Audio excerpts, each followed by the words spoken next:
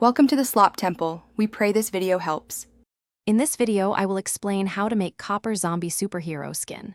First, ensure you have all your supplies ready, including a good quality copper metallic paint, liquid latex, and various shades of green and brown makeup.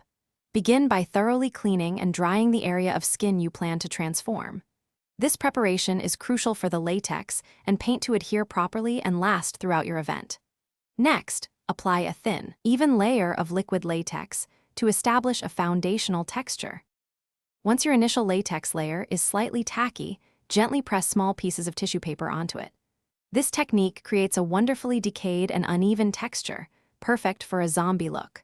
Follow this by applying several more thin layers of liquid latex over the tissue, allowing each to dry partially before the next. This seals the texture. Now, use a sponge to dab on a dark green or earthy brown base color, ensuring full coverage over the textured latex. With your base color dry, it's time for the copper effect. Take your copper metallic paint and a dry brush, then lightly sweep it over the raised areas of your textured skin. This highlights the decay and gives it that distinct metallic sheen.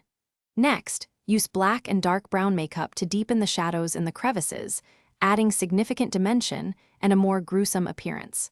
Finally, a touch of lighter copper or gold on prominent areas will enhance the metallic glow.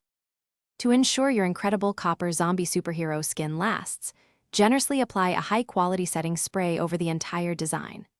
This will protect it from smudging and wear, keeping your look perfect for hours. For an even more impactful transformation, think about incorporating small prosthetic elements like faux bolts or wires, carefully adhering them to the skin. Remember to check the description below for a link to some amazing darn tough socks and other great deals. Enjoy your unique, metallic zombie transformation. Thanks for watching. Consider subscribing if we helped you.